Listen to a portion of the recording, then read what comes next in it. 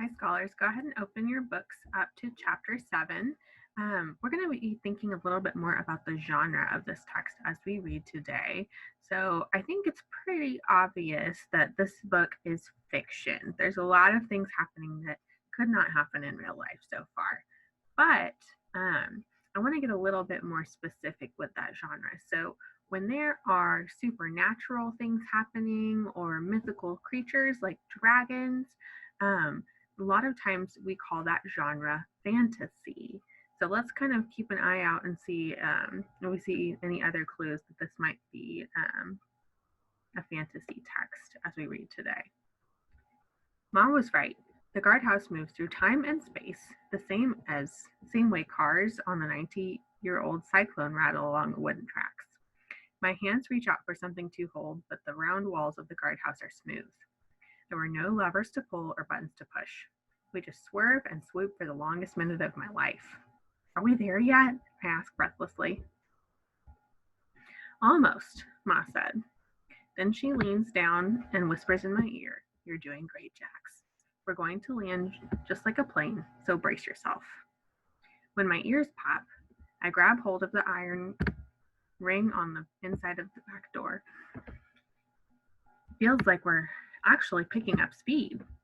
"Hold on," Ma shouts, seconds before we plummet to the ground with a shuddering thud. I swallow hard and take a few deep breaths. "You okay, Jax?" Ma asks. Her strong hands are still gripping my shoulders, keeping me upright. I open my eyes, and the sealed guardhouse is pitch black. My knees feel a bit wobbly, but I let go of the iron ring of the door. I don't know if I'm okay, but I am here to help, not be helped. So I clear my throat and say, "Ready, Ma," with more confidence than I actually feel. Ma takes her hands off my shoulders. With a grunt, she pushes open the door. So they're moving out of the guardhouse that is transported to somewhere new. We're not sure where yet. Let's keep an eye out for imagery as we read. It's hot. That's the first thing I notice. And it's dark, even though it doesn't seem to be nighttime. Ma gently pushes me ahead of her, so I'm the first one to step out of the guardhouse. My feet sink into spongy soil, and I start to sweat almost right away. It feels just like the inside of the greenhouse at the Botanic Garden. The plants around us look tropical. It's so humid, even the leaves are sweating. Strange squawking sounds come from the trees above. I think we're in some sort of jungle. "Is this where dragons live?" I ask over my shoulder. The look on Ma's face isn't reassuring. She stands in the doorway of the guardhouse and scowls at the world around us. Ma starts muttering something under her breath. I watch as she runs a finger along the dewy surface of a glossy green leaf. She sticks her finger in her mouth, pulls it out, and concludes, "Ain't no magic here." That's not good. We left Brooklyn because there wasn't enough magic there either. "Are you sure?" I ask. "Maybe we should ask somebody." Ma looks at me sideways. "You see anybody around here, Jax?" "No, but wasn't someone supposed to meet us?" I ask. "That's usually how it works," Ma says. I think we must have overshot the mark. So when you overshoot the mark, it means you go too far. So, let's see what's happened. There's no gear shift inside the guardhouse, but I'm hoping Ma knows how to put it in reverse. "Let's just go back," I suggest. Ma shakes her head. "That's the wrong direction. We need to go across, not back. Magic left this earth a long time ago. We won't find it in the past." "Can you make the guardhouse go across?" "Sure. Parallel realms exist in different dimensions. Time travel is like whizzing down a slide. Crossing dimensions is more like skipping double dutch. You got to wait for the right moment and slip in between the ropes." I swat at the biggest mosquito I've ever seen. My clothes are sticking to my skin, but I'll get eaten alive by bugs if I take off my shirt. "How do you steer that thing?" "With my mind," Ma says absently. When it becomes clear she's not going to offer further explanation, I prompt Ma to say more. "So you just think about a place and that's where it goes?" "Pretty much. Transporters respond to the intention of the traveler. I sure wasn't thinking about this place. Were you?" "No." Ma wipes her forehead with the back of her hand. "Whew, it's hotter here than Brooklyn in July, and twice as humid." Ma reaches up to plump her snowy halo of hair, which is starting to droop a bit. "Well, since we're here, We might as well have a look around, she says. I'm not sure that's such a good idea, but I trail after Ma as she pushes aside plants with leaves that are bigger than my head. She uses her cane to beat back the dense undergrowth. After a while, the vegetation thins and the ground beneath becomes rocky and hard. I'm so busy checking for snakes and other creepy crawlies that I bump into Ma when we stop suddenly. Well now, that's something you don't see every day. I peer around Ma and gasp. We're standing at the edge of a steep cliff, and in the distance, there's an erupting volcano. Dark clouds of ash spew out of the top, and red lava snakes down the side of the mountain. Far below us, I can see creatures fleeing from the eruption, and even from a distance, it's clear that they're dinosaurs. The distant herd of long-necked sauropods doesn't worry me, but then Ma points at something in the sky, and I look up to see a flock of pointy-beaked pteranodon soaring overhead. If you look in the illustration, you can see, here's the little tiny in the center, you can see Ma and Jax, and then you can see back in the background in the distance, the volcano's erupting, and some pteranodon, those flying dinosaurs, are up in the air, fleeing, they're running away. These other long-necked sauropods are running away. Interesting. This is not where they want it to be. Even though they're high above us, I duck and tug at the belt of Ma's overcoat to pull her back from the edge of the cliff. Maybe we should stay close to the guardhouse, I suggest. Ma opens her purse. The dragons have started to screech and whine, but Ma ignores them and takes out the gold pocket watch instead. She hands me the bag and says, "Hold this for me while I check our coordinates." I take the bag from Ma. "I thought that was a watch," I say as Ma flips open the gold case. "It is," she says, "but it's also a compass." That's odd." "What's odd?" I ask anxiously. We seem to have gone back, way back, in time. Ma glances at the lush tropical landscape and concludes, "This must be the Mesozoic era. Jurassic or Cretaceous period, I'd say, judging from the flora and fauna. What do you think, Jax?" "That's really not my specialty," I say, trying not to think of all the ways people get eaten in dinosaur movies I've seen. "Why did we land here? I thought we were delivering dragons, not dinosaurs." "There are certain similarities between the species," Ma says thoughtfully. "But you're right, Jax. This isn't our destination. I did not intend for us to come here, but Ambrose did say the transporter was acting up." Ma clicks the compass shut and slips it into her coat pocket. Then she squints at something beyond the edge of the cliff. She points with her cane and asks, "You see that?" I take a small step forward and crane my neck to see what Ma's pointing at. Something is sparkling on the narrow ledge about 5 feet below the cliff's edge. "Jump down there and grab that for me, Jax." I stare at Ma like she's lost her mind, but then I remember that I did sign up to be her helper, so I hand her back her purse and kneel down to get a closer look. "What is it?" I ask. "I don't know," Ma replies, "but it could come in handy down the road." When I hesitate, she adds, "The sooner you grab it, the sooner we can get back to the transporter." I scan the red sky for the hungry pteranodon.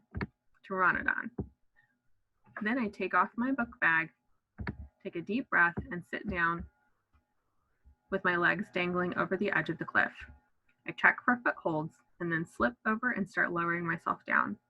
Ma squats at the cliff's edge, urging me to take my time, but I just want to get this over with. Last year, Vic and I got to try rock climbing at our school. We wore harnesses in case we fell, and there were mats on the floor of the gym. I don't have a harness now, and it's a long way down. I focus on making one move at a time, and before long, I'm able to drop onto the ledge. "It's just a couple feet to your left, Jax," Ma says. There are tufts of vegetation sprouting out of the cliff. I grab hold of a clump of grass with one hand, and with the other I reach for the sparkling shard. I tug as hard as I can without losing my balance, but the crystal doesn't come out of the cliff. "It's stuck," I tell Ma. She frowns and then lowers her cane so that I can grab hold of it. "Poke it with this," she suggests. That might loosen it. I jab the stick at the cluster a couple of times, and sure enough, part of the glittering rock comes loose. I toss the biggest shard up to Ma. She catches it and then reaches down for the cane. I tuck a smaller fragment of the rock into my pocket and start climbing back up the cliff face. It's easier going up than down, and Ma helps pull me over the edge when I'm within reach. Is it a diamond? I ask once I'm back on my feet. Quartz, Ma says as she examines the hunk of rock. Is it valuable? I ask as I slip my arms through the straps of my book bag. Before Ma can answer, the ground beneath our feet shudders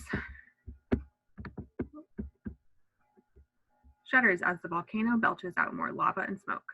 My eyes grow wide, and even Ma looks worried. She slips the shard into her pocket and says, "Let's go, Jax." Ma doesn't have to tell me twice. I take the lead and plunge back into the jungle, swatting bugs and branches out of my way. Birds in the treetops screech, and I get the feeling it's me and Ma they're worried about. It's not me and Ma that they're worried about. There's something in the jungle. I can't see it, but I can sense something moving along with us. If it is a dinosaur, I sure hope it's a vegetarian like Triceratops and not a meat eater like a T-Rex. I glance over my shoulder at Ma, but she just yells, "Keep going!" As soon as I see the guardhouse, I dash inside and wait for Ma to join me. She pulls the door open wide but doesn't come in. Instead, Ma holds her cane before her like a sword and takes a look around. The birds are still making a lot of noise, but whatever was following us seems to have stopped. Ma backs towards the guardhouse and then steps inside. We pull the door shut and huddle together, breathing hard in the dark. We wait for the roller coaster ride to start, but nothing happens. I don't know what's worse, landing in the wrong place or going no place at all. Ma? Yes, Jax? Why aren't we moving? Ma sighs heavily. I don't know, Jax. I better take a look. You stay here. She shoves open the door of the guardhouse, but I grab hold of her arm. There's something out there. It's okay. I'm a witch, remember? Nobody messes with me. I've got magic on my side. Ma pries her arm free and hands me her purse. Hold this and be ready to go when I give the signal, okay? Then she steps outside and pushes the door shut behind her, leaving it open just enough to let in a sliver of light. I clutch the straps of Ma's purse and think about what I should do. I won't see any signal if I stay inside this dark guardhouse. And Ma may be a witch, but we still got lost in time, which means she needs more than magic on her side. I'm just a scared 9-year-old boy, but I came along to help Ma, so I decide to see what's going. So I decide that's what I'm going to do. I set Ma's purse on the floor of the guardhouse and push open the black heavy door. What I see surprises me. Ma sitting on a mossy log with her eyes closed. She looks calm and peaceful, like she could doze right off here in the middle of the steamy, scary jungle. Without opening her eyes, Ma starts talking to me. You don't need to be out here, Jax. You just sit tight, and I'll try to get us back on track in a minute or two. I'm your helper, I remind her. I can help you. I can't help you if I'm hiding out in the guardhouse. Ma smiles and opens her eyes. True, she says, patting the spot beside her on the log. And right now I could use all the help I can get. I walk over and sit down next to Ma. Are you tired? I ask her.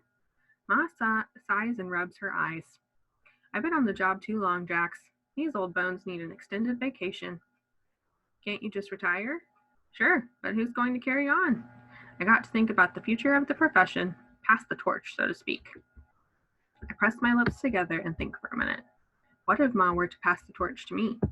Mama didn't want to be Ma's apprentice, but maybe I could take her place. What about me? I ask. What about you? What if you pass the torch to me? That's sweet of you, Jax, but I don't know if you're cut out for this kind of work. Because I'm a boy? Don't be silly, Ma says with a frown. I just think, well, Jax, you're a lot like your mama. That's true, but maybe that could work to my advantage. Maybe that's a good thing, I tell Ma. After all, Mama's real smart. You said so yourself. And she's good at solving problems, too. Plus, she never gives up, even when bad things happen, like when my dad died or when the landlord tried to throw us out. So maybe it's a good thing that we're so alike. I'm a quick learner, and I don't mind if things aren't ordinary all the time. Ma's looking at me like she might actually change her mind about training me to become a witch. But then something stirs in the bushes behind me, and I jump in spite of myself. Ma puts a comforting hand on my knee. We'll talk about your qualifications later. Right now, we just need to get the transporter up and running, Ma says. I just need a moment to clear my mind. Ma closes her eyes again, but I keep my eyes open in case whatever's moving in the bushes is hungry and sizing me up for a snack. I want to prove to Ma that I would make a good apprentice. But I also want her to hurry up and focus on getting us out of here because I am ready to go now. Whatever's lurking in the bushes behind us starts to growl. I jump up and get ready to run back to the guardhouse, but Ma doesn't budge. Instead, she just reaches her hand inside her coat pocket and clutches the shard of crystal she put there earlier. Tell me what else you know about Madagascar, Jax. As scared as I am right now, I know what Ma's doing. She's trying to distract me so I won't start to panic. But it's too late for that.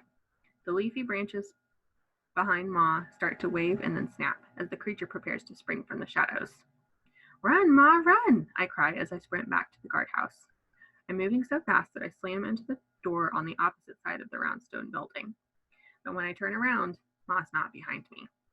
She's still sitting on the log with her eyes closed. The creature's growl builds into a full-blown roar, and then Ma's eyes flash open. She pulls the crystal out of her pocket and holds it high above her head. Then she looks straight at me and points her cane at the guardhouse. The black door slams shut, leaving me alone in the dark. Ma? Ma! Ma! I scream and bang on the door. I lean against it with all my weight, but nothing happens. I turn around and feel along the curved stone wall until I reach the second door. I push as hard as I can, but that door doesn't budge either. I'm trapped inside the guardhouse, which means I'm safe from the beast. But Ma's out there with only her cane and the crystal to protect her. What chance does she stand against a ferocious dinosaur? I turn back to the door. Ma slammed shut. I pressed my ear against it to try to hear what's going on outside. Over the loud thudding of my racing heart, I hear a strange crackling sound. It gets louder and louder as whatever's making the noise draws closer to the guardhouse. Ouch! I jump back as an electric shock makes my ear sizzle. I watch in amazement as blue currents of electricity snake across the door and along the walls. Then the guardhouse starts to shake. Ma! If I bang on the door, I might get electrocuted, so I just yell Ma's name as loud as I can. When no one answers, I sink to the floor of the guardhouse and bury my face in Ma's purse, even though there's no one there to see me cry. I just want to go home, I whisper through my sobs. The transporter must have heard me because it suddenly shoots upward and the roller coaster ride starts all over again. Wow. So a lot was going on in that chapter. There was a lot of suspense building up.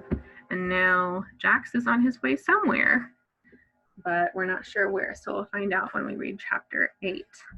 I want you guys to think about some of the other ways that you saw that this text is fantasy. There were lots of fictional things happening, but more specifically, things that were kind of magical or had to do with creatures that aren't in real life or in real life in our timeline. So take a minute to think about that as we finish reading today. And you can go ahead and put your bookmarks in. I'll see you tomorrow for chapter 8.